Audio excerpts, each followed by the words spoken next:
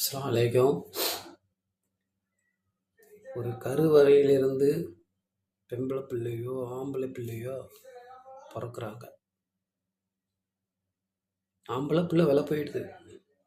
பொம்பளை பிள்ளைகிட்டேருந்து காசு வாங்கி வரதட்சணை வாங்குறது இல்லாமல், அது கல்யாணம் கட்டி கொடுக்கறது இல்லாமல், அது பிறப்பு குழந்தை பெற்று எடுக்கிறது வரைக்கும் நம்ம செலவில் இருக்கிறவங்க இல்லாதவங்கன்னு தெரியாமல் சொல்கிறப்ப நல்ல முறையாக சொல்கிறாங்க. அது செஞ்சுருவோம், இது செஞ்சுருவோம், நான் மக மாதிரி பார்த்துப்பேன், அப்படி பார்த்துப்பேன், இப்படி பார்த்துப்பேன், அப்படி பார்த்துப்பேன்னு கட்டி கொடுத்த ஏற்பாடு அந்த பிள்ளைங்களோட படாத பாடு பார்க்கறது பெரிய கஷ்டமாக இருக்கு.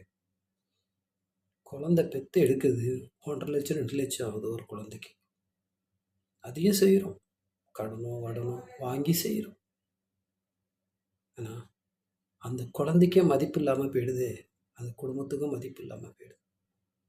ஆனால் வரதட்சணைங்கிற ஒரு பேரில் வரதட்சணையே வாங்கிக்கிறாங்க. இஸ்லாமில் இது ஒரு பெரிய இதாக இருக்குது. தெரிஞ்சும் தெரியாமல் கொடுக்குறாங்க. குடும்பம் நல்லா இருக்கும், பிள்ளைங்க நல்லா இருக்கும், பிள்ளைங்களோட பிள்ளைங்க பிறந்தா நல்லா இருக்கும், அவங்க குடும்பம் நல்லா இருக்கும்னு தான் நினைக்கிறாங்க.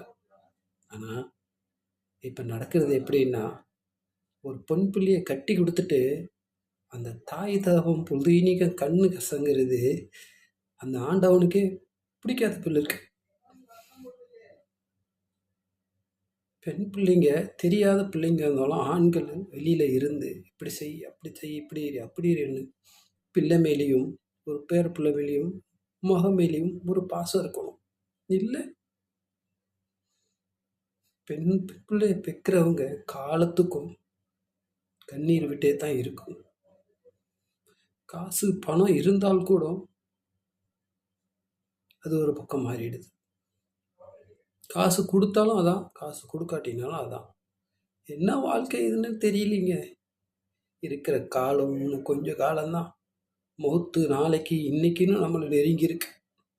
இருக்கிற ஒரு சந்தோஷம் கூட நம்ம கபர்ஸ்தானு போகிறப்போ கூட நம்மளுக்கு அந்த சந்தோஷம் இல்லை.